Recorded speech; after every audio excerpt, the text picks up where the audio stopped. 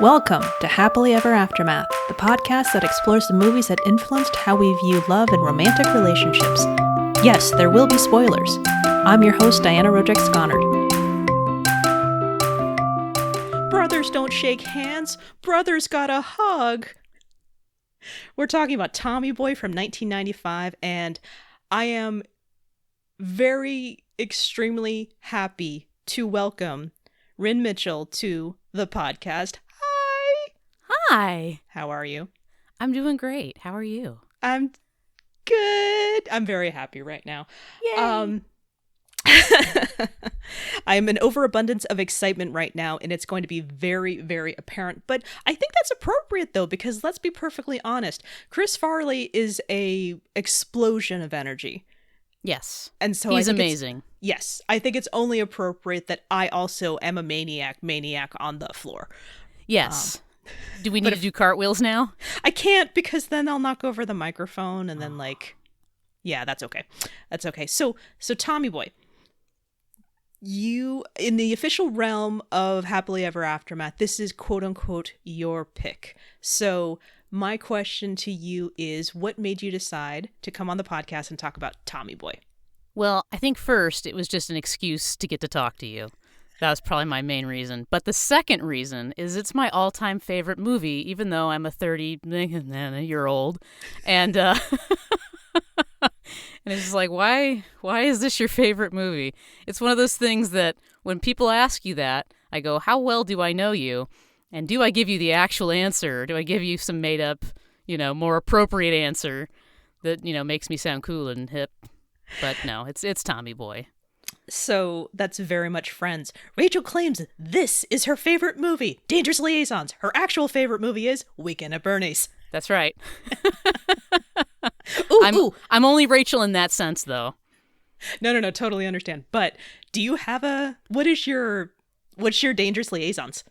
I don't have a go-to. I think it's just, it depends, I guess, on the decade and the time period. But so like, if I had to choose one now, I'd probably say something like, favorite movie, I don't know. I'd pick something that's, popular right now. I don't even know what's popular. It feels like the last 2 years did not exist. I'm in some weird Twilight Zone. So I'm like, what is popular right now? Do movies still exist? No, they don't. I don't think they do. They don't at all. I think it's just a steady stream of Netflix and Disney Plus streaming. Yes. And a lot of YouTube. Definitely lots of YouTube. In fact, I was up late last night watching lots of random YouTube supercuts. So there are no movies anymore. It's just supercuts of blank. Pretty much. Yeah. It's like, wow, that had no plot. Of course not. I only looked at the jokes. Yeah. So anyone who is listening in chronological order, I will note that when Ryan and I talked about Scott Pilgrim, you were there with us when we watched Scott Pilgrim. Heck yeah, we were. Yeah. I love that movie. It's such a good movie. Yes, indeed. And also who has listened long term, I will give you the real life context. Aaron, whom I refer to as Aaron because we've known each other since we were 13-ish? 12, 13? Somewhere right in there. Yeah, exactly. It's like, it's so funny. I'm just like, because I was about to go like, since we've known each other since we were 4 years old. So I'm like, no, that's not going to help guard our age. Everybody becomes 12 and 13 at some point. Hopefully, yes. Hopefully. Crossing fingers. Yeah, so no, the important part is that we've known each other for 4 years. That's the way I wanted to do that. But I can age Tommyboy though, for crap's sake. This movie is from 1995. Yeah. And that just like, oh my God. But at the same time, when rewatching it, totally makes sense that it's from 1995. It feels like 1995. And I'm going to pull up the description for that. But tell me a little bit about, when was the first time you watched Tommyboy? So I was thinking about this while I was watching it again, because it's been a couple of years since I've watched it, even though it's still my favorite movie. I can still quote it too, by the way, which is just, I don't know where that, I have like a part of my brain that stores Tommyboy quotes, but I I was thinking about, I was like, when was the first time? I rented it at Blockbuster. Yeah, you did. So I started getting into, like 94, 95, I started getting into watching a lot of Saturday Night Live. And recognized the two main actors. I was like, oh, they're from SNL. I got to pick this movie up. So I was watching like a ton of SNL movies like Coneheads and Wayne's World and all that stuff. So I picked it up from Blockbuster, and I was younger at the time, so obviously I didn't pay for it. So I watched it with my family, which was very awkward during a couple of scenes. What do you mean? No, I never did. It was awkward rewatching it now, and I'm just like, forgot about that. Ooh. Ooh, I watched this with my parents. Ugh. But yeah, so it totally holds up. And I think I've watched it like a million times since. Yeah. There was a period during junior high school where I think I watched it every day, sometimes twice a day for like a year or something like that. It was like insane. I was like, why am I watching this movie so much? It just made me laugh, and I was going through like a really dark time. I think most probably teenagers go through that. Like everything is terrible, and you think you're awkward and weird, and everybody else is thinking the same thing. So nobody actually cares about you and individually about you being awkward or weird, but you think everybody does. So the movie just made me laugh like crazy, just I think as an adult now I can understand why, you can kind of decipher and pick down specifically why did you find this type of humor funny, but just the way that Chris Farley and David Spade's character just, they complement each other so well. It's like this really nice balance of David Spade's character being smart and very sarcastic, very snarky, and then Chris Farley just being this bumbly idiot, but you just can't help but love him, Lovable. And so you totally like feel bad for him, in certain weird situations, and but it's and then he's got all that, very slapstick comedy, which is very opposite of the more sarcastic comedy. So it's this really interesting, like peanut butter meets jelly kind of comic duo that they had that worked really well. Absolutely. And so those of you who have not seen or are unfamiliar with Tommyboy, you're in for a treat. But specifically, it's described as, from IMDb, after his auto parts tycoon father dies, the overweight, underachieving son teams up with a snide accountant to try and save the family business. We had, the aforementioned Chris Farley, David Spade, Brian Dennehy, which it's just... I really like Brian Dennehy because, it's just like he appears. It's like, oh, this is a treat, And then you've got Bo Derek, an uncredited Rob Lowe, which is uncredited. I don't think I realized trivia. That. Yeah, it was so funny. I was thinking about that because, like, as it was happening, I'm just like, oh yeah, Rob Lowe is in this, and it's like that's kind of. And then I remember reading all the trivia about how he's uncredited, and I'm just like, oh wow. Also Dan Aykroyd, because it's like a multi-generational SNL thing going on. And I will mention Julie Warner, who plays Michelle, who is Tommy's love interest, and one of the things you were talking about, just the sarcastic and the lovable, energetic. I'm going to keep saying energetic over and over again because it just blows my mind watching Chris Farley explode. And I was so freaking nostalgic when I turned this back on. And I will say that I did not cry, but when his father passed away, I got all of the goosebumps and all of the chills and all of the sadness. And I so credit this movie for hitting all of these different emotions. And what I appreciate is that even though some things are out of time, so much of it is still, I'm still rooting. I'm still rooting for these people. Mm-hmm. Well, in some instances. Yeah. In some instances. Like watching them wail on each other though, I'm just like, oh, I don't know who to root for right now. It's such a great scene.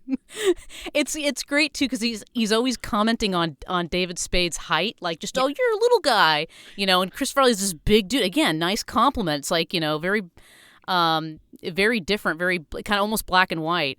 And you got this big dude that you're sure is going to just absolutely take this guy down. And you got this, and David Spade's not a little guy. He's probably average, but in comparison, I'm sure he does seem a lot smaller. Yeah. And so it is really hilarious to watch David Spade's character just womp on him. Right. They were such a good duo, and I really appreciated it. But I will say that, in SNL, of course, we pick out the best sketches, and of course we watch that and we see them in their prime. But the other movies that they did together, which actually weren't too many, they really didn't do a lot. Right. And unfortunately, Chris Farley died very quickly after this movie came out. And I will say Black Sheep does not hit the same notes. I mean, it hits the same notes in terms of like, I'm seeing a similar thing, but kind of now it's a political campaign versus and also I think that the fact that it's taking place while they're trying to save the auto parts factory is a little bit more emotional than just like, oh, my brother's in a campaign and blah, blah, blah, blah, blah. Like, yeah, it doesn't hit the same emotional notes, especially now. Yeah. I 100% agree. I remember being so excited when Black Sheep was coming out, because I'm like, I get to watch this in the movie theater. Whereas Tommyboy had rented, right? The movie was already out by the time I watched it. So, but then, I think it was one of those kind of like, I expected it to be the same, but it wasn't quite the same, but they were trying to do the same kind of thing. And it was just unfortunately, it still has its funnier moments. Like, I love the one scene where they're driving down the road, and I think that something leaks into the car and they get kind of high off of it. Right. And they're going, Ruel, rule. And they're just saying the same word over and over again until it loses meaning. And just finding that absolutely hilarious, because I'm like, that does happen. You don't even need to be high. Like, you could just keep saying the same word over and over again. Now here's something that's very important. Which came first of our personalities? Now, are we like this because we watched Tommyboy, or did we like Tommyboy because we were like this? Oh. Uh-huh. I don't know. Because again, I know for me personally, like, I can't speak on behalf of you, but I know, I was trying. But you kind of, I was really at that moment where I think most teenagers are, where it's just very trying to discover who you are. I was so used to being kind of, a tag along, if you will. Like, I just always tagging along to other people's parties and that sort of thing, and trying to figure out who I was. And I think, honestly, this movie helped kind of define this, and I really do credit it, that helped kind of define who I am, who I wanted to be perceived as. And I think over the years, like when I was younger, I was definitely more like snarky David Spade. Everything's sarcastic. We got to be sarcastic and make fun of things. And as I've gotten older, I've definitely leaned a lot more into the Chris Farley, like, I'm just an idiot, I'm just a moron. Hopefully I'm lovable, but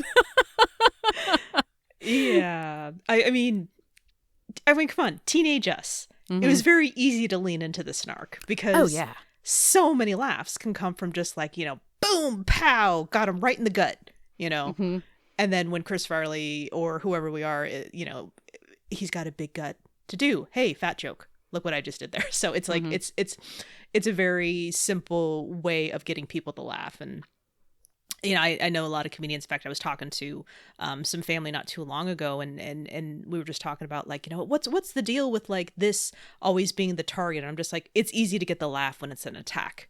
Yeah, because it's just, it's freaking harder to have a kind of a wholesome comedy bit and have it be like no attacking and no, like, I think I hope I'm making sense here, but 100%. Yeah, I just for me, I'm just thinking like, I don't have any like good. Well, I'm now following like wholesome memes on Twitter, because I'm trying to just be like, I need something a little bit more like. What is a wholesome meme? Is it like, what's nice? Fresh laundry. And is like a picture of fresh laundry, and like, that's wholesome. I mean, now that you mention it, that is something one of my favorite things from childhood is my dad taking laundry out of the dryer and then dumping it on me. Yes. 100%. 100%. You remember Jimmy, his mom, used to do that. We were teenagers, and she'd pull hot laundry and dump it on on us as teenagers. I mean, I do that to my kids. It's the best. It really is. And one of the great things, and then once again, I'm wondering if this speaks to the wholesome. So my parents also had a line dry, or a line outside, so they would line dry the laundry. Nice. And so one of my dad's jokes was he would take the line dry laundry and dump it on me. I'm like, not this the isn't same. Yeah. And he knew what he was doing. Also wholesome. But also wholesome. But do you have an example of a wholesome meme? Like, I don't, and I need to look this up now. I need to go find wholesome memes. But if the laundry meme, like that kind of stuff, doesn't exist, I know there's the anti-meme, which is basically just describing what's going on in the picture, and you're like, I don't get it. It's like, no, you're not supposed to.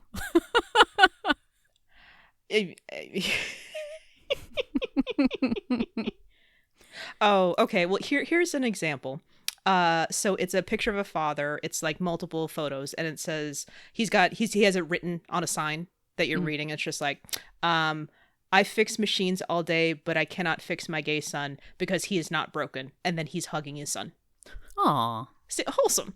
Wholesome. Exactly.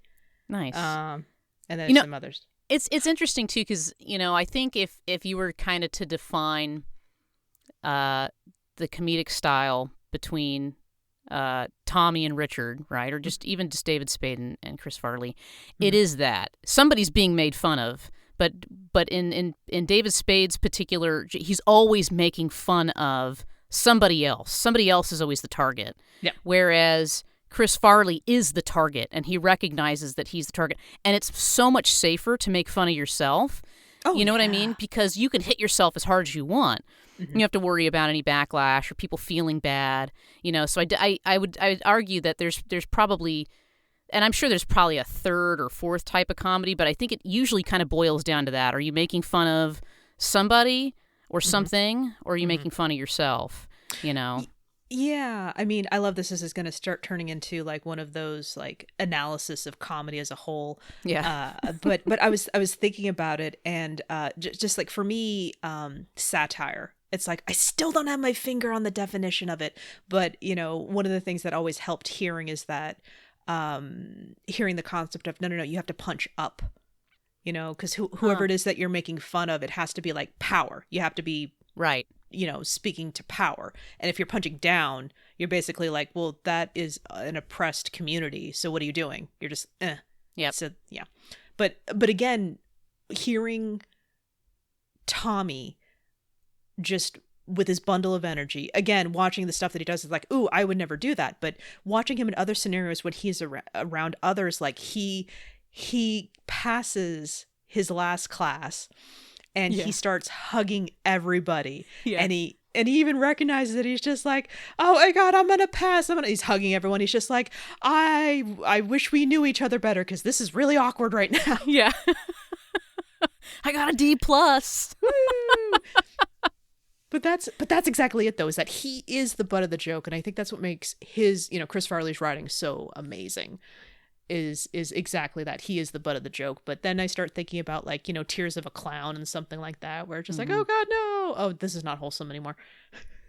Oh. But okay. Let me fix it then. This other wholesome meme then. Okay. A stray dog crashed their wedding when the bridal party chorus began to play and got himself adopted. And there's 4 pictures of this this couple, and then there's a dog kind of lying on the veil. And then you see them, and they have adopted him. Aww. I know. I like to believe that those are real stories. Me too. Don't tell me they're not. No, they're real. They're real. And my life is crushed. Oh. Okay, so I had lots of observations on the rewatch for the podcast. And one of the things I think really great is that I don't know why I didn't process this before, but I like defining this now. I'm like, oh, this is a road trip movie.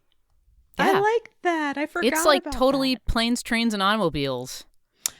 So here's the part where you end our friendship. I have not seen that movie all the way through. All the way? Define all the way through. Like you watch the first 5 minutes and you're like on TBS, and you're like, I could probably watch this some other time. It's kind of, well, I've seen parts of it. It's kind of, okay, so like last night, Ryan and I were literally talking about this. I don't think I've ever seen Jaws. all the way through. Like I could like tell you all of Jaws, but have like not seen it. Also The Wizard of Oz. Oh, and It's a Wonderful Life. That's originally why the topic came up, because I was watching SNL skits on YouTube, and was it Dana Carvey doing It's a Wonderful Life? Yes. Yeah, doing It's a Wonderful Life. Yeah. What I think is fantastic is that I originally had popped it up because I was looking for, someone had mentioned something about a new SNL skit about it's time to play that game. Is it Dermot Mulroney or Dylan McDermott? And that's one of the game shows from a more recent sketch. And unfortunately, what came up as I was looking for that one, well, fortunately for me, was an SNL Dysfunctional Family Christmas. Aww. Which is now one of my favorite ones to play during Christmas. And I'm just like, ooh, we need to write a list of all of our favorite SNL skits to watch for Christmas time. And of course, I told Ryan the alternate ending to It's a Wonderful Life. And he's like, I don't know if I know that one. I'm like, well, and he's like, yes, your Jimmy Stewart impression. That's actually Dana Carvey. I'm like, shut up. Yeah. I've found that most of my impressions, I don't do them, and I don't do them well. But if I do them, they are likely Dana Carvey doing an impression of. Accurate, 100% true. Yes. And there is this like Venn diagram of just like, I say Tommyboy is up there high, and I would like to say Wayne's World is as well. But I have so many fewer memories of Wayne's World, but at the same time, if I were to rewatch it, I would just be right back into it again. Like, oh, hell yeah. Like, go then. Yeah. Yeah. Okay, I'm gone. Okay, go then. Oh, and also, I please stop me from talking about gun racks. Okay. Yeah. A gun rack. I don't even own a gun. Let alone many guns to necessitate an entire rack. And also, just the way someone will say a bunch of things and then just say, okay, that thing with Ed O'Neill where he talks about being in the war and he goes on and on and on, and then just Mike Myers, okay. Yeah. I should also mention that I brought up Wayne's World because, again, it's a Venn diagram. Mm-hmm. I had the Tommyboy soundtrack, and when it's I was soundtrack, it's a great soundtrack. I have many, many memories of you and me blasting music a la Tommyboy, a la Wayne's World. Mm-hmm. And a lot of it was from it's just them singing to freaking Dexy's Midnight Runners, Come On Eileen, or REM, or even Don't You Remember? Okay, I did it.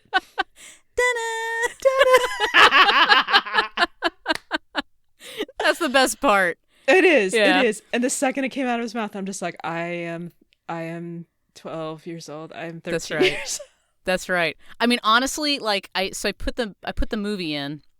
Mm-hmm. I dust it off. It's like I actually own it on DVD. Yeah. Because I had it on VHS, but I have it on DVD. Some kind of weird, I don't know. I think the DVD came out like around 2005, some kind of special edition. But anyway, I put it in, and the first line got me with, Tommy, hurry up, you're gonna be late for school again. And I'm like, oh, and he hits the glass. So I was like, yes, I know we'll talk about a little bit more about the romance there, but I love that in the first minute of the film, you know exactly who Tommy is. Mm-hmm. You know exactly this type of character. Like, it's just in the first few seconds he hits the sliding glass door. Yeah. Son of a, and he's running late for school, and he's this big kid trying to, but he's fast, right? I mean, it's kind of funny. I know David Spade's character comes, running, past him on a bicycle, and then you already got their relationship there. With just him immediately. And I'm like, man, I feel like movies don't do that anymore. Mm-hmm. They don't, they almost, sometimes I think they either beat your head over, beat it over your head who these characters are, or they just don't get into it at all, and it's like, oh, I guess we're going to go on a journey, which is fine. I guess we're going to go on a 3-hour journey.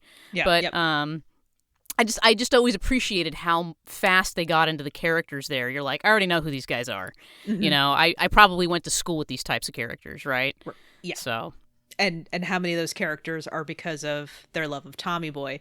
And I'm going to throw it out there, but I want to make sure it doesn't come out in any type of like way that can be misconstrued. But there is a certain generation of people who are those mannerisms and who quote Tommyboy, and the whole time I was just watching like, I think this is why me and my brother-in-law get along as much as we do, because he's just like, he has the lovable mannerisms that I could just say like feels like it came out of Tommyboy. Mm-hmm.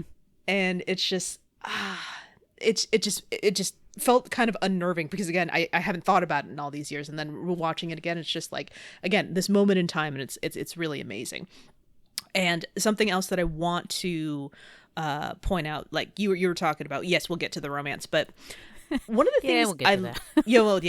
yeah. Michelle, that's her name. Okay, great. One of the things that I think is really great about this one is, if you look at Billy Madison or Happy Gilmore, a lot of the times it's like a reluctant love interest where it's just like, oh, this idiot. Whereas this one, it's just like, oh my God, Tommy. And, you know, it's they went to high school together, and she works at the factory that his father owns, and she has her own system, and she's doing right by her own, you know, talents and accomplishments. And I think it's kind of interesting that when you get to the end of it, like, the success only happens because of her. Mm-hmm. It's actual teamwork, which I think is really great, because Tommy is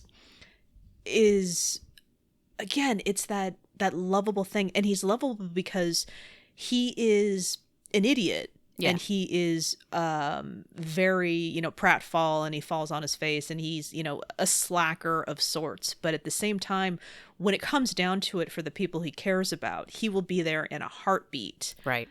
A lot of the times the things he does that hurts other people is just kind of his own doofishness. Mm-hmm. He's not out to hurt anybody. He's just like, oh, he missed his flight, and he missed his dad, and that annoys Richard. But at the same time, he's not out to hurt his dad. He's just like, I missed my flight. Yeah. What number did you call?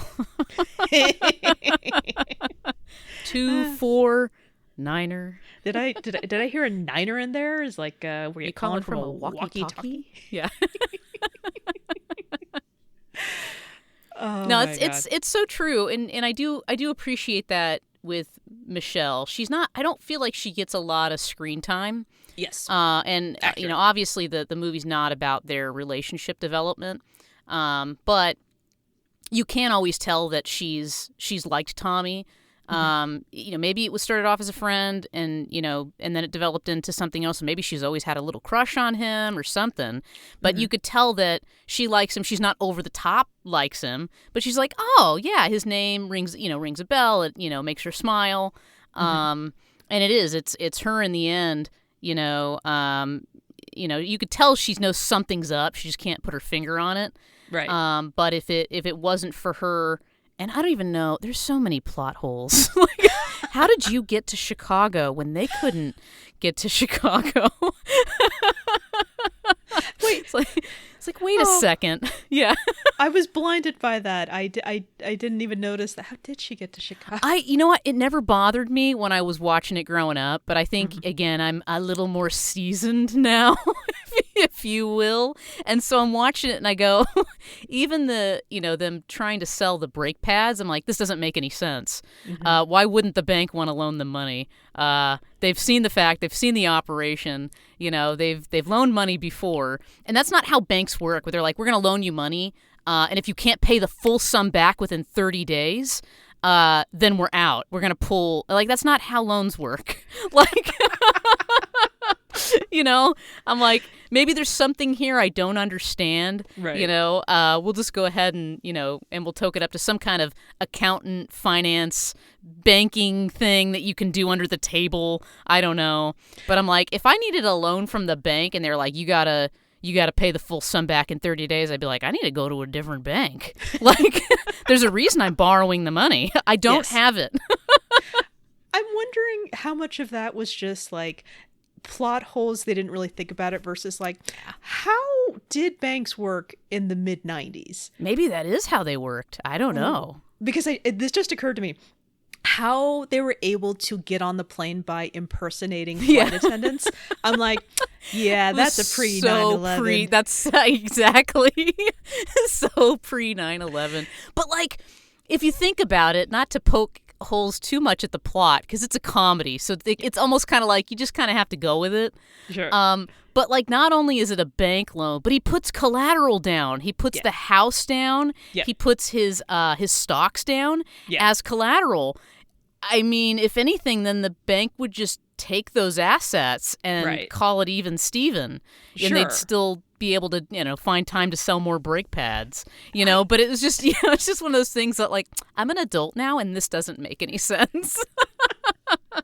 Also, like, in real life, you have been a part of a company acquiring the company that you work for, and you saw true.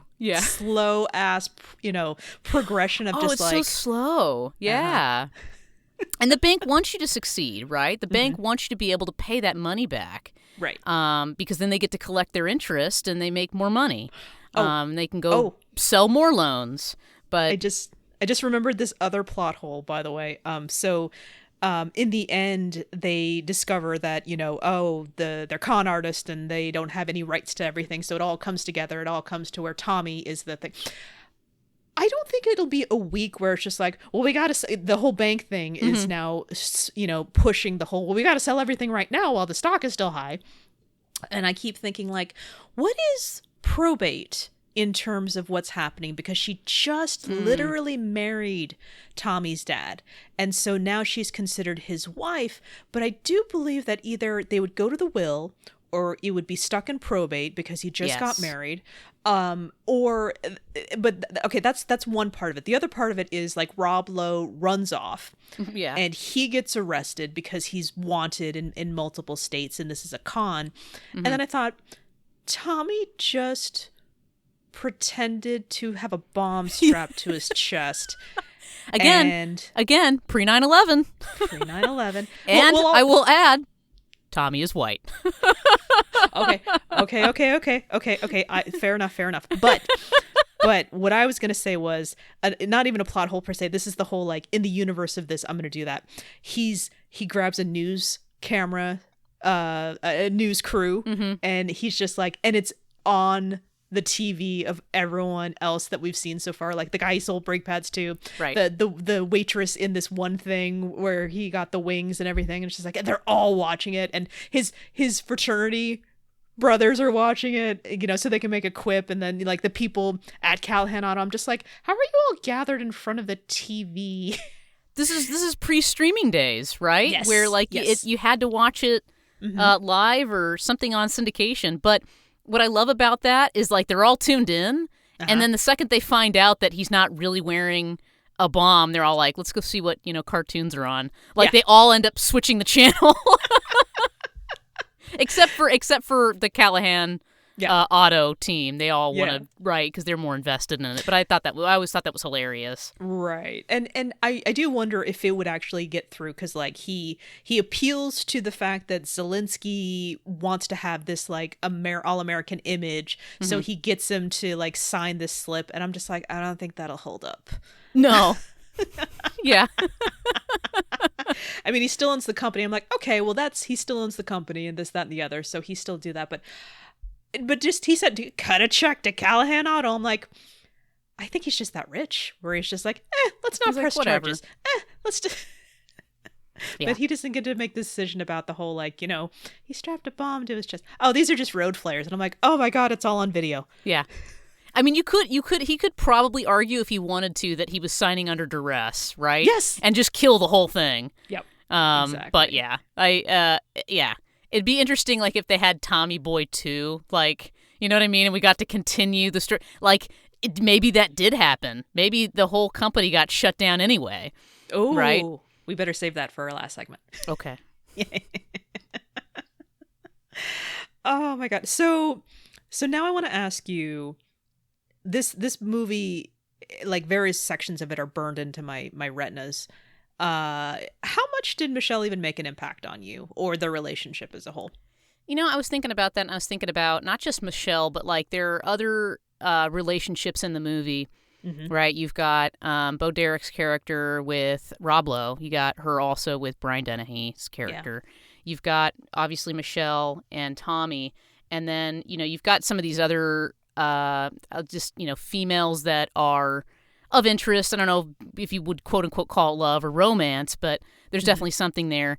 And I would have to say, and this is probably something that we've seen in like not just Tommyboy. This is something that I think we see in just pretty much every movie that's out there. They're all beautiful women. They're all these beautiful women. Even Michelle, who I think they were trying to pass off as this like, just kind of homely, she's the girl next door. She's not as cute, but she's smart, but she's still absolutely beautiful, right? And she does have, this obviously this relationship with Tommy that has existed pre them working together. But, part of me, I think growing up, seeing that and seeing it again in many different movies, just like, oh, well, you got to be a pretty girl if you want anything, right? If you want any kind of relationship. Bo Derek's got a couple relationships, in the movie. She's gorgeous. Right. And she can be, she's very, very intelligent, Bo Derek's character. She's not just pretty, she's smart.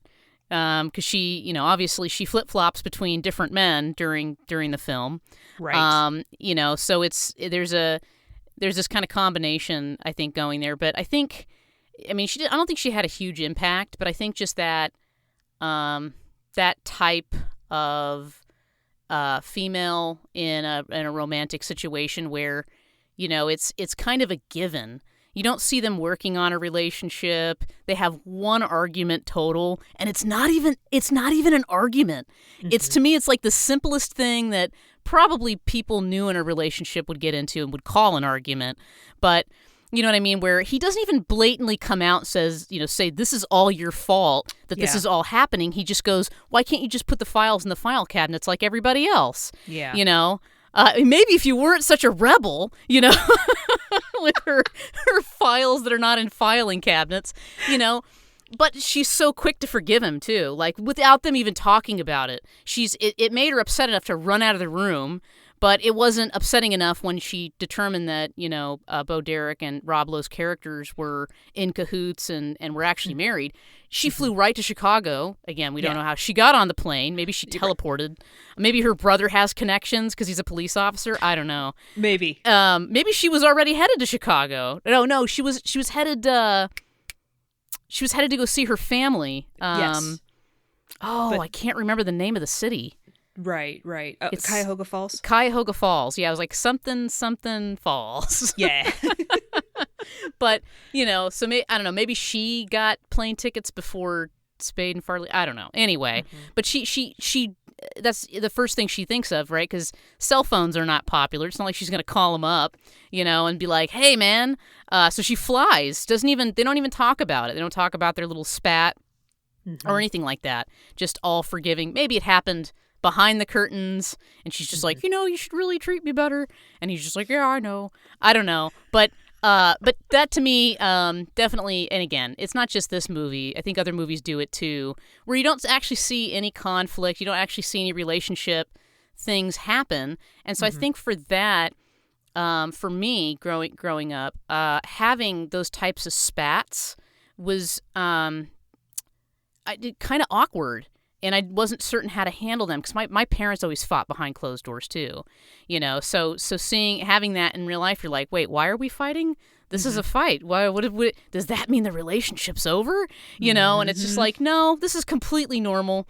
You have spats, you yell at each other, you slam doors, you do whatever. But so I just, anyway, so I thought that was, again, watching it again, I was just like, wow, yeah, she's just, she's kind of always there for him. Which is nice, but she is there for him.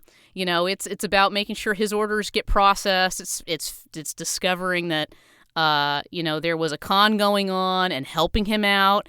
Like, I don't know if I had a fling with a guy, that maybe lasted a few weeks, where he was on the road most of the time during the relationship. I want to call that out too. So he would call her on the phone, on a wired phone, every now and then. We don't know how often. Maybe it was once a night. But most of the relationship during the whole film occurred while he was gone on a road trip to sell these brake pads. Yeah. So for her to be like, and perhaps you could also argue it's not just for him, it's for the love of the company and wanting to make sure that the company is saved. But she could have very easily just given everybody the bird, and just gone off to Cuyahoga Falls and just like, I'm just going to go make a name for myself somewhere else, not my circus, not my monkey anymore.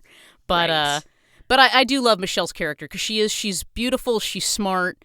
You could tell she has a big heart, and she cares for the people that she works with, and and apparently she's a rebel because she doesn't put files in the filing cabinet. But other than that, we don't know anything else about Michelle. Like, she's just kind of there.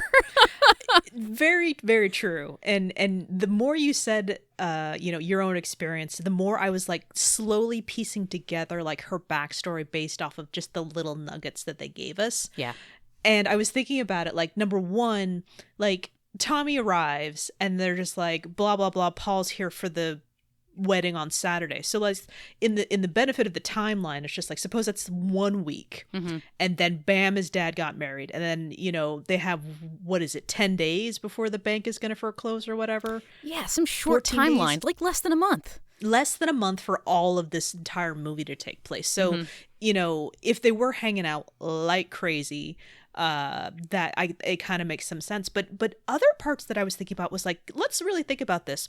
She's in a male-dominated profession, and when the character RT was like, busting Tommy's chops, she's just like, oh, don't worry about him. He's just upset since he found out how much of a loser he is. And when Tommy and her are on the boat. Yeah. And I'm not going to quote it because I can't, but I'm sure you could. You're allowed to. You don't have to. I'm allowed to, but you're not allowed to? No. I will butcher it, and I can't do that. Okay. Or you could do the butcher quote. I don't know. See, I'm afraid of getting it wrong because I love using the butcher quote. The butcher quote is my go-to anytime I screw my words up. Or maybe it's, you're the one with the bull. Yeah. But if you stuck a T-bone up a butcher's ass, it's just like, what? So the whole time I'm just like, I can't remember which is the wrong one. That's the beauty of it. You could twist it up as much as you want, because that's about how bad he did. I mean, all I can do, the only one I can do with comfort is like, hey, you can get a good look at your butcher. No. Yeah. No. Yeah. No. Stops it. No. Don't even go there. Yeah. You can get a good look at a T-bone by sticking your head up a butcher's ass, or wait, no, it's got to be your bull. And I love it when he finally gets it right. Just contextually, it doesn't make any sense. It really doesn't. And that's a little something that rubbed me a little bit off. I'm just like, all of this doing business because of the buddy and your dad was a great guy and all this other stuff, and like the whole idea behind it's just like, oh, you want to see our operations? That makes sense, but I'm going to say this one-liner. Yeah, you got a deal. You got a deal. You're right. I don't need to see how the sausage is made. Yeah. Oh, you make sausage now? Shit, I was in auto parts. Auto parts and sausage. That could be a thing. It could be. In Chicago? Brakes and brats? Yeah. Let's do it. Sandusky, actually, not Chicago.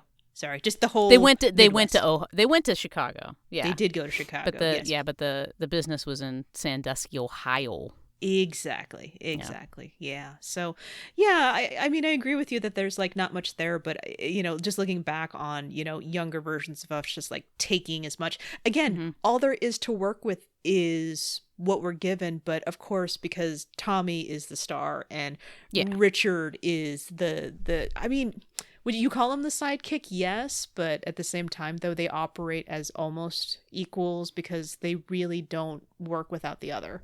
Yeah, that's true. Yeah, I don't know if I'd call Richard so much as a sidekick to Tommy, but but it is kind of presented that way, Right. Like you got to bring him along because he knows about brake pads, and Tommy's just going to kind of bumble through and light things on fire. And I will give credit to the movie where they show Richard trying to do it, and it's just like, yeah, he failed too. Yeah. Yeah. I love that. That's so good. Yeah. He's just like, I don't like you. Yeah. Was he call him a snark, unhappy little man? Something like that? Yeah. Right. And that hit me to the core. I'm just like, yep, that's very familiar. That's what I did for many years. Aw. Just snarking in the background while not actually participating, because it's easier that way. Yeah. You don't have to put yourself out there. Yeah. Oh, yeah. Oh, I did that too. Oh, all throughout high school I did that. I'd make little comments and quips and, but the second that I was called out on, I was like, what? Huh? No, I'm just here in the background. I don't need to actually participate. No, not at all. What are you talking about? Exactly. Yep. So here's the part where, even though it's minimal, and in these types of movies it is, but we still walk the walk. Tommy and Michelle, when did they fall in love? Did they fall in love? Is there a moment? Is there a, what do you think? I definitely think if there was going to be a moment, it's with them sitting there out there on the lake on the boat, where it's just the two of them, right? Because they don't have Richard making fun. They don't have, the company that they both work for with all the employees and things like that around them or anything like that. It's just literally the two of them. And then, of course, some kids making fun of Tommy's character. Hey, Tubbo! Yeah. Oh. But they're being a lot more intimate, discussing things and, sharing, even though, he has that one story where he's, talking about his dad, quit playing with your dinghy, but if there is a moment, I think maybe for Tommy, it's when she stood up and started yelling back at the kids. You know what I mean? Because then you're like, she's, kind of meek, and I don't even know if I'd call her meek, but she's definitely a lot more reserved up until that moment. You're like, oh my God, she's a badass. Like, she's yelling at these kids. Yes. Talking about murdering them in their sleep. Like,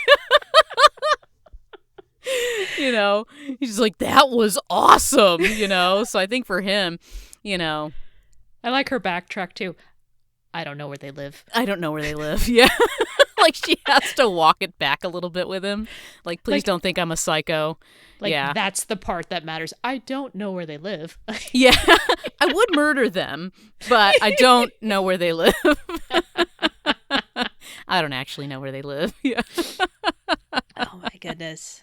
Oh no, that's like a very like legitimate answer. I love that, where it's just like it totally stands to reason.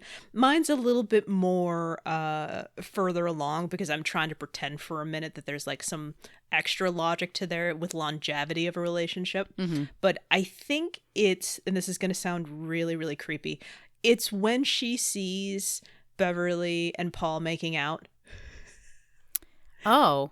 Yeah, don't get creeped out by this. It has more to do with just like her reason to set everything in motion and keep doing it. Basically, because again, you're totally right. They just had a fight. She's running away. Right. But then again, now I'm backing this up. Just like I don't know where they live. I'm backing this up because I'm thinking you're totally right though.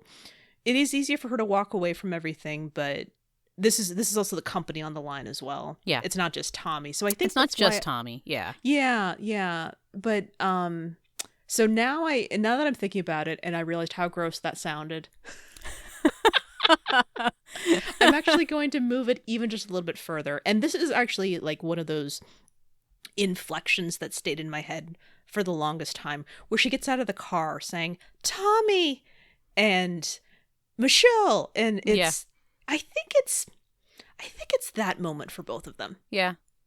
There's definitely a love there. Even if it's a little more surface level. Because again, I think my adult brain kicks in. I think if you were to ask me when I was a teenager, I'd be like, oh, it was super early on. Like maybe she even loved him, back in high school or whatever, whenever they went to school, and seeing him again is like, oh gosh, it's been so long since I've seen you. Yeah. But yeah, maybe it is kind of a little later when she realizes, oh, I just flew all the way out to Chicago. Right. But I would also argue too that I think if they didn't care for, I don't want to say don't care for each other. I think if they didn't love each other or care about each other, then that fight, which I wouldn't really call a fight.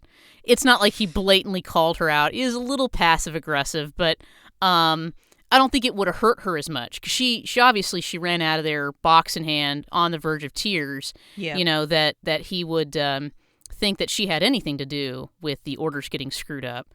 Right. I think if she didn't care for him as much, or, I mean, obviously we saw her yell at some teenage boys, you know, like she was going to murder them. I think, you know, if she didn't care as much, you know, perhaps she would have let him have it and be like, you know what, screw you, dude. You know, I'm out. But instead okay, well, you don't have to deal with me anymore.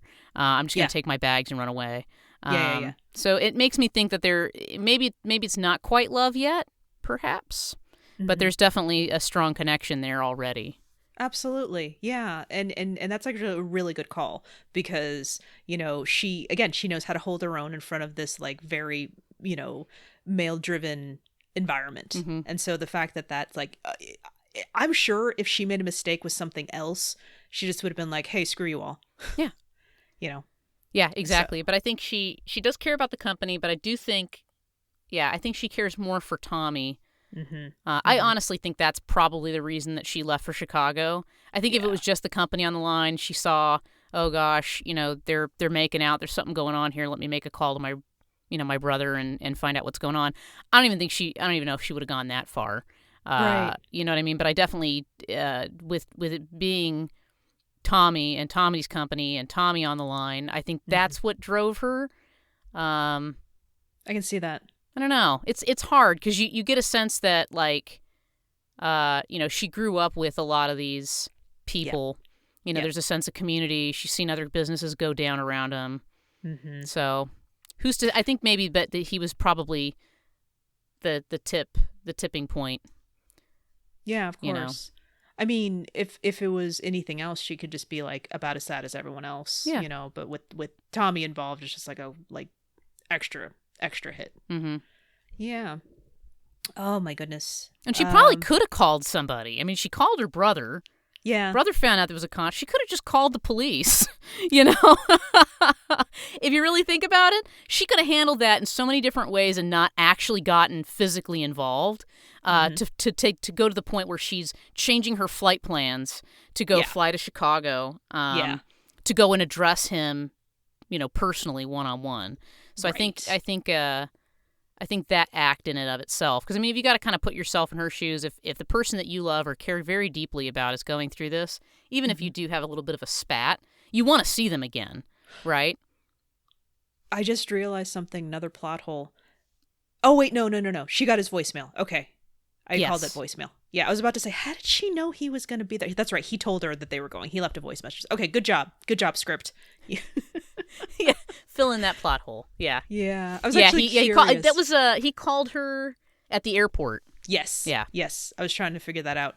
Because I'm just like, how did she know that he was going to be there? Because I was thinking, oh my God, was she going to do this without him? Because that's even a little bit more badass. Yeah. But no, she knew that he was there. And another point that had occurred to me, and it's also I'll use it as a jumping off point as well for the next segment. But it's just like, you notice that she raised her eyebrows, but still totally went along with his idea for road flares and and duct tape. And she ran with it. And I think that speaks very well to the future of their relationship. Agreed. And for those of you who are listening that are unaware, it's now the segment of What Happens Next. What happens next? The whole town burns down. Yeah, so the plant has been saved. And you had actually hinted earlier about just like, wait a minute, should he have been also like the arrested, or like, you know, the slip that Zelensky signed, you know, it's like probably could have gotten out of that pretty quickly, but there could just be like some sort of PR thing where maybe he could be shamed into doing it, but he just ran with it. But like, do you have any, what do you think happens next? I think in a more happy ending, I think, you know, in them saving the company, because you know, at the beginning of the movie they talk about how all of these plants are going down. They're shutting down. They're closing their doors for whatever reason. Yeah. I mean, honestly, if and it's difficult because when we were younger, I wasn't paying attention to the economy and what was going on. But a lot of American-made things have gone the way of the dinosaur, right? They've moved out of the country for cheaper labor. And so I think viewing it with that lens, it'd be nice to think that the company's going to be fine under Tommy's leadership with Richard at his side. I like to believe that him and Michelle maybe get married and have a couple Tommy the Fourths, because I think he was the third. I think he was the third. Yeah. Maybe there's, I don't know, what's a female name equivalent to Tommy? Would that be Tombolina? Or I'm sure there is a female equivalent that my brain just can't process right now. But Thomasina? Yeah. I don't know. But I think realistically, if, knowing now how things have kind of moved in terms of manufacturing, company still shuts down. I think the business doesn't survive. I think, again, we know that we've been through 2 recessions. So, perhaps, they move out of the state. I don't know. Mm-hmm. I imagine that he's got some money behind him. You get glimpses of, his dad's house and stuff and the pool and stuff. And you're like, wow, that's super nice. Yeah. So you assume that he's got stock in the company. So maybe they just go buy a little house and let things roll the way that it does. But I like to think that they're gonna be together. They Michelle seems definitely taken by Tommy. Tommy seems very taken by Michelle. Yeah. Even if it's just that maybe they had a relationship again. I like to think that they had a kind of a thing in high school. Maybe. Yeah. Especially because, he used to hang out with her brother. Yeah. Yeah. Maybe, from afar, she's just, just kind of curious. I don't know. The little behind-the-scenes pining. A little bit, yeah. So yeah. I like to believe that, and that they get married and sport some kids. I was thinking about it, I was trying to dig too far into it. They used to steal donuts, and sure enough, she had donuts available. Yeah. It's like she knew he was going to be there, so she had donuts just in case. Just in case, yeah. Maybe one day he'll show back up again. I mean, honestly, she probably knew that he was coming back, right? Yeah. That's if you take what little time we get with his dad in the beginning there as any kind of clue, he was probably very excited that Tommy was coming back from college. Very excited that he'd be able to train his son up to take over the company, and probably very talkative about it. Telling people that Tommy's coming home. So maybe she did. Maybe she had those donuts specifically waiting for him. Oh my! Dun dun dun. The plot thickens. She's so crafty. Yeah, maybe she is kind of mental. I mean, yes, but not in any way that's worrisome. No, not in any kind of crazed way. No, more along the lines of she's the shipping department. Yeah. She knows logistics. She knows how these things work. In fact, if anything, I have a deeper respect for her because she was the only one doing that. Yeah. So she, her system was chaos, but honestly, it didn't look like chaos. No. In fact, if anything, that's normal now. Right. Where it's I walk to my desk, I'm like, yeah, this is a mess, but I know where everything is. I think the equivalent to today would be that anybody had files, physical files, and they wouldn't be in the cloud or, whatever. Right. So you come in and you're like, you actually print documents? You file them away? That's insanity to me. Why can't you just keep the files in the computer like everyone else, Well, there's beginnings of that kind of thing, so that's something at least. But I agree with you where it just based on there's a solid footing of their relationship in the movie itself. It was short, but it was just again, she goes along with his scheme to save the company, and they're talking to each other a lot, and they're just at the wedding.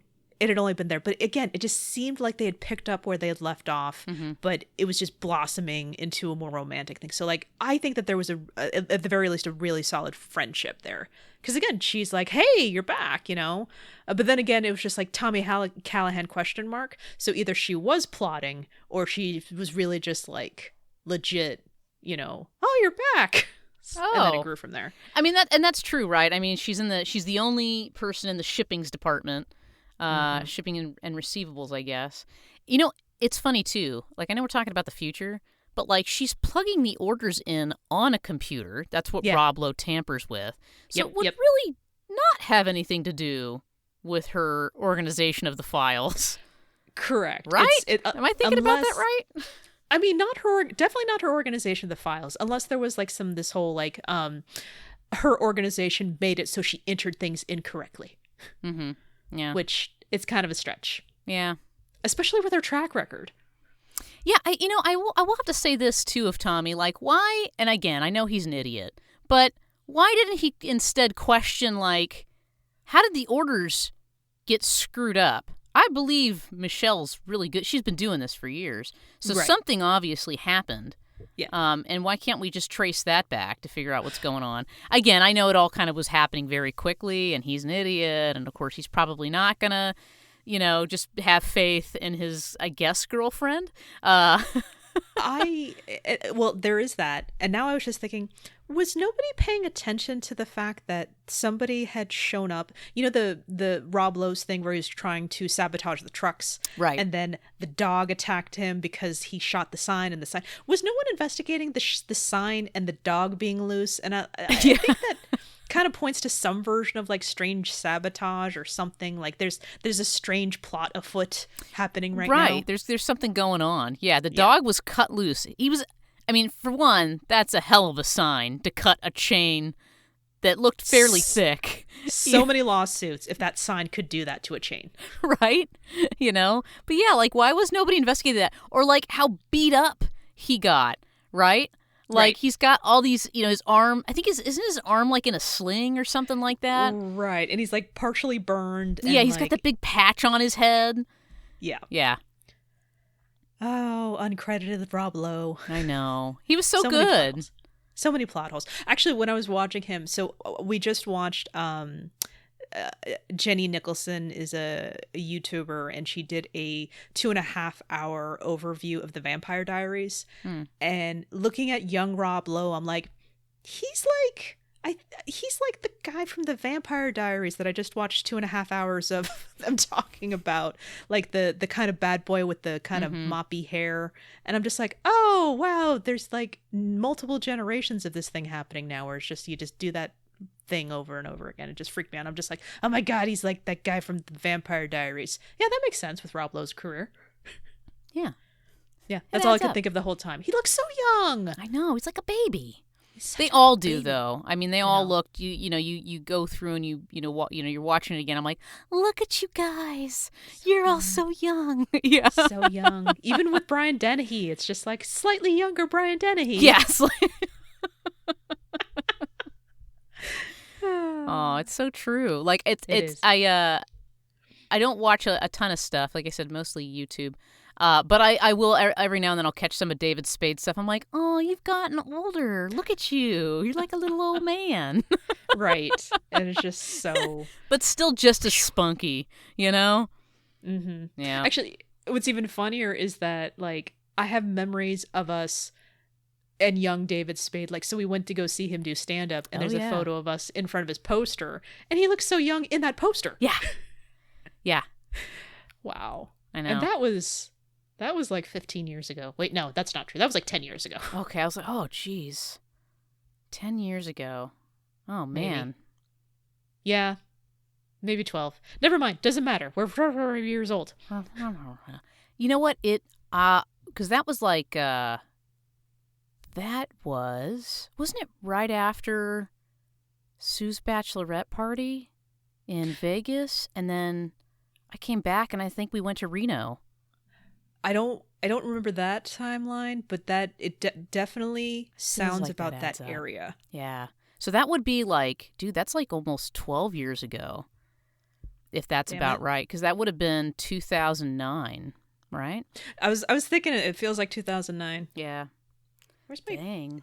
Yeah. That was fun. The point is, there are various SNL markers in our timelines. There is. Which is amazing. Yeah. Oh, yeah. No, I see good things for Tommy and Michelle. I see like a handful of kids. And for me, I do see the same thing you had talked about where it's like, honestly, like with Callahan, because it's supposed to be a quality product, I see it working like, what is it, Hostess?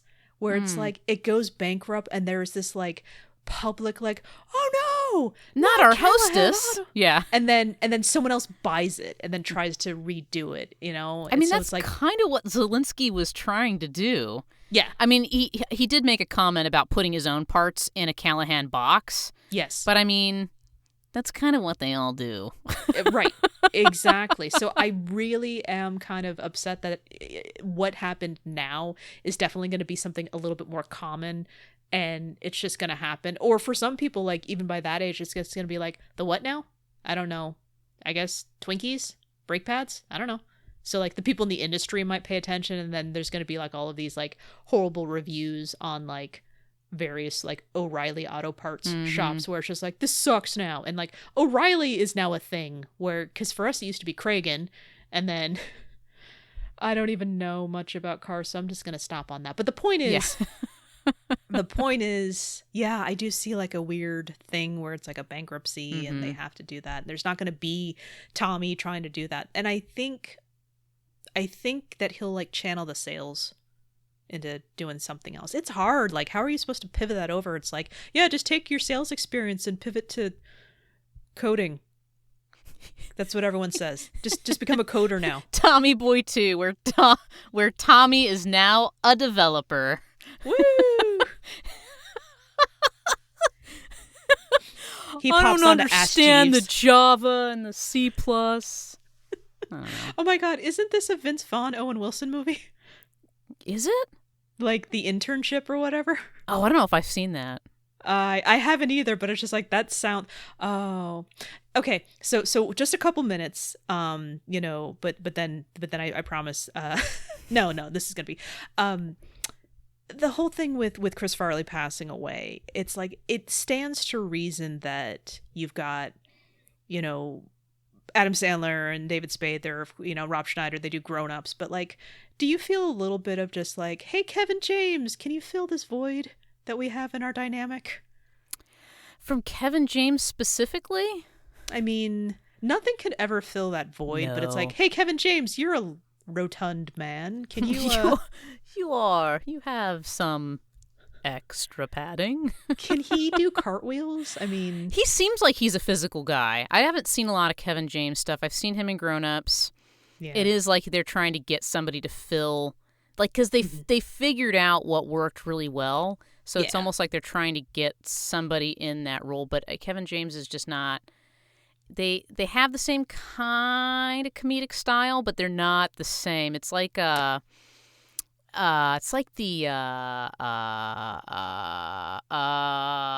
like don't hurt yourself.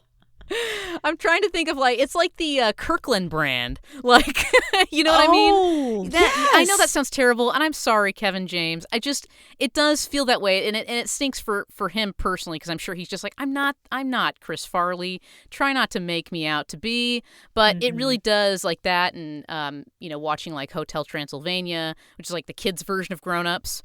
It really is. It's like, hey, can we take the same people but just like make a cartoon? Now also they're all monsters. Ooh, you know, like that's the thing. But no, it was super sad when he passed away, because, you know, world lost a giant talent, like, because he wasn't just a bumbling idiot. He knew exactly what he was doing. Right. Exactly what he was doing. Comedic genius, and he was starting to get into more like more dramatic roles and stuff like that too. You know, he was supposed to, I think I'm getting this, maybe I'll have to double check, but I think he was actually supposed to be the original Cable Guy. Really? Oh, interesting. Yeah, right? Okay. I mean, he was going to, like, catapult because if I remember correctly, he was supposed to be the original Shrek. Yeah. So they had him like lined up for so many different things. Absolutely. Yeah. You know, and for good reason. The guy was brilliant. He could take anybody's script and make it work. Yep. Yeah. Yep. And it's so funny because you were thinking like, yeah, I think he was going to be going into more serious roles. I'm like, you mean his cameo in Dirty Work? No. Oh, that's such a great movie. Let's be perfectly honest. Let's be perfectly honest. It's not, but it holds a special place in my heart. It does hold I mean, anything with Norm Macdonald, like that guy. That guy's brilliant. He's a special kind of humor. He is a special kind of humor. He's definitely not for everybody. But oh my god! He smashes the phone and he picks up two pieces. Oh no, I can hear you just fine. It must be your phone. Yeah. Oh my god. Okay, so potentially coming soon, Dirty Work. Anyways, we'll put a pin in that for later. Heck yeah. But no promises. Heck yeah. Oh my god. So, oh my god. Thank you so much for talking with me about Tommyboy. Yeah, it was fun. Thank you for letting me talk about my favorite film. It was awesome. Oh my goodness. I mean, if anything, we just have an agenda right now because we would just be talking anyways. Yes. Oh, yeah. And we hit record. That's like the only difference. Yes. My prompted questions to you. So you say this movie you chose. Yeah. That I've never seen before. Lies. Lies. But no, this was amazing. And I honestly, reminiscing so hard, it was a treat. Yes. Agreed. Wonderful. Okay. So if you have thoughts about Tommyboy, I'm still on my social media hiatus, but I do pop in from time to time if you want to leave something. I promise I'll get to it eventually. You can always hit up the email, contact@HEAMCast.com. And what are your favorite quotes, or what is it that, still resonates with you if you're in our age demographic of 30? I'm sure that it kind of fell into the way of some, conversations at some point. So let us know. We would love to hear it. And I will share it with you because you don't have access to the email, but that's okay. That's a good thing. Trust me, you don't want any part of that. Okay. All that spam, man. Ugh. So, alrighty. So, thank you again. Yeah, for sure. Anytime, man. Alrighty. And until next time, may your aftermath be happy. And also with you.